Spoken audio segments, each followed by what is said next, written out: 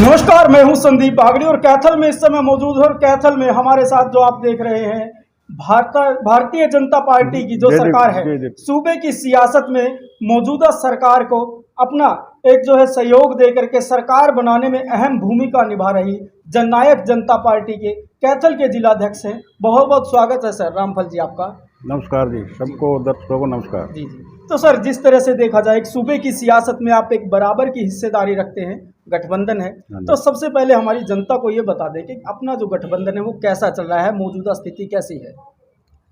बागड़ी जी, हमारा गठबंधन बहुत बढ़िया चल रहा है। सरकार फर्स्ट क्लास चल रही है, जनहित में कार्य कर रही है।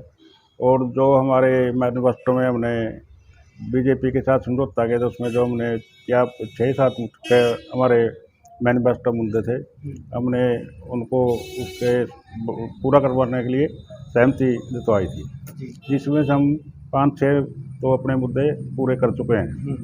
जैसे कि 75% आरक्षण नौकरियों में, महिलाओं को 50% पंचायती राज में, और जो डिस्ट्रिक्ट पहले डिस्ट्रिक्ट से बाहर पेपर होते थे उनको डिस्ट्रिक्ट के दूसरा लगता है डिस्ट्रिक्ट के साथ पेपर। और जी पेंशन जो है 5100 की जो हमने वादा किया था उसको आस्ता आस्ता पूरा करें। 2500 तक पहुँचा, 2000 से आस्ता आस्ता 250 बढ़ के 5000 तक पहुँच जाएगी जी। तो जिस तरह से आपने ये सरकार के जो उपलब्धियां गिनाई हैं और ये वो बातें गिनवाई हैं जो सरकार बनने से पहले दुष्यंत ने जनता से वादे किए। हाँ, ठीक है जी। तो तमाम बातें हम कर रहे हैं, लेकिन सबसे बड़ी बात यह है सर कि मौजूदा सरकार जो है वो कहती है कि ईमानदार सरकार है, लेकिन दूसरी ओर देखें तो इसी ईमानदार सरकार में सफाई घोटाले कहे जा रहे हैं। दूसरे दलों की नेता की बात करें या फिर आपकी ही पार्टी के नेताओं की बात करें, और कैथल के जो मौजूदा भाजपा से विधायक हैं उन्होंने भी इस मुद्दे को उठाया था। लेकिन यहाँ पर देखने वाली बात यह है कि जिस महकमे में सफाई घोटाले की बात की जा रही है वो महकमा ही दुष्यंत चौटाला के पास है। किस तरह से देखते हैं इस सरकार की छवि को आप? क्या ये नहीं लगता है कि सरकार की छवि खराब हो रही है? बागड़ी जी, इसमें तो ये सफाई घोटाला है, ये मुद्दा ये वाकई में हुआ है जी। और हमारी सरकार ऐसी है भी किसी की घोटाले को हम दबाना नहीं चाहते, उसको उजागर करके उसको निष्पक्ष जांच करवाना चाहते हैं। और ये दुष्यंत जी का और डॉक्टर चौटाला जी का ये आदेश है भी कोई भी घोटाला कहीं होता है तो उसको उजागर करो। और इसमें तो सारा विपक्ष भी पक्ष भी, चाहे लीलाराम जी हो, चाहे मैं हूँ, मैंने राजरूल पाई है, और जितने भी है रामपाल माजरा है, कोई सारे सब उठा रहे हैं मुद्दे को। अरे असलियत में हुआ है, इसमें ये तो किसी को पता ही नहीं चलने दिया। अच्छा, इसका सूत्रधार कौन है अभी तक तो उसी का नहीं पता चला।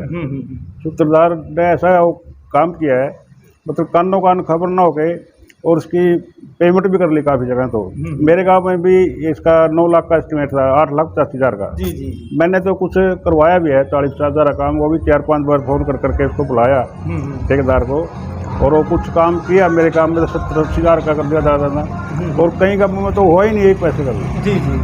लेकिन अगर बात करें जो बजट दिखाया जा रहा है, तमाम गांवों में ये बजट दिखाया जा रहा है जो कि लाखों करोड़ों पर पहुंचता है, लाखों से शुरू होता है और करोड़ों में तो इसकी गिनती ही नहीं है। लेकिन अगर मौजूदा परिस्थितियों की बात करें, जिस तरह से आपके गांव का मामला उजागर हुआ, तो इस आपका जो गांव है, आप तो मौजूदा सरपंच भी रहे हैं, और जो काम करने वाले लोग आए थे वो कहाँ के लोग थे?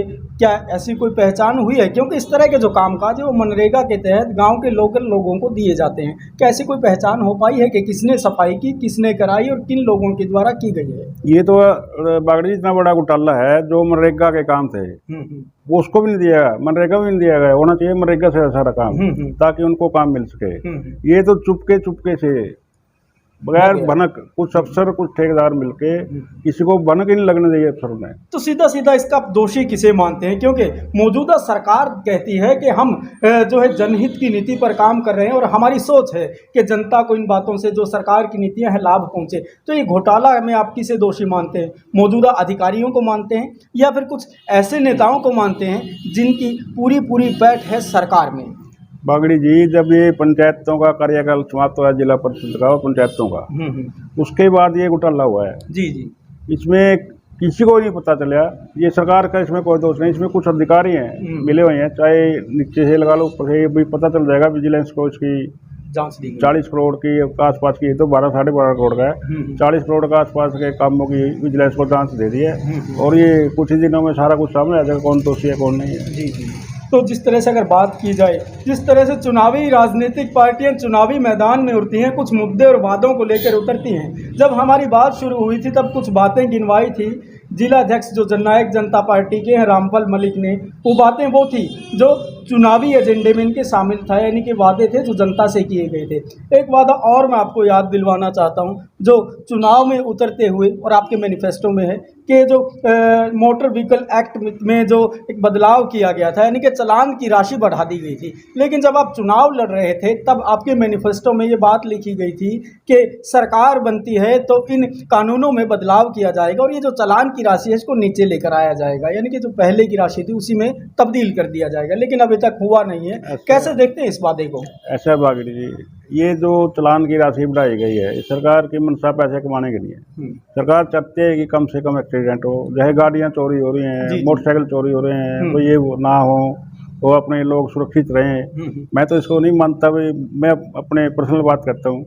ये जनता के लिए हम क्यों चालान कटवाएं? हमारा सारा का रखें, आरसी रखें, हेलमेट रखें, को आपने छेड़ेगा नहीं, बेल्ट लगा कर रखो, कोई पूछेगा नहीं कहाँ जा रहे हो, कहाँ नहीं, चालान की तो बात ही छोड़ दो आप। जी जी जी। और फिर भी सरकार, मेरे तो ध्यान में नहीं थी बात, यह थी।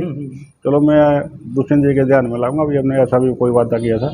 लेकिन हमारे पास अभी आपका मैनिफेस्टो है, मैं उसी के अनुसार आपसे बातचीत कर रहा हूँ। आपकी बात ठीक है, आप सही कह रहे हो, मैं कह रहा हूँ मेरे ज्ञान में नहीं है बात। तो चलो ये कहा इन्होंने कि हमारे संज्ञान में नहीं है, लेकिन जिस तरह से देखा जाए मौजूदा जो स्थिति है वो ये है कि जहाँ पर भी राजनीतिक पार्टी यानी कि सूबे की सियासत में सत्ताधारी लोग जहाँ पर भी जाते हैं उनका विरोध हो रहा है किसान के नाम पर। किसान वो अपने आप को जो कहते हैं कि हम खेती करने वाले हैं, किसान हैं, अन्नदाता हैं, और वो विरोध कर रहे हैं सूबे की सियासत में जो सत्ताधारी लोग हैं उनका। इस मौजूदा परिस्थितियों को कहाँ देखते हैं आप? क्योंकि चौधरी देवीलाल जी ने, जिन्होंने अपनी राजनीतिक शुरुआत ही किसान और किसान हितैषी के तौर पर शुरू की थी, आपकी पार्टी कहती है हम देवीलाल के पद चिन्हों पर चलते हैं। कैसे देखते हैं इस मौजूदा परिस्थितियों के? किसान आपका विरोधी हो चला है।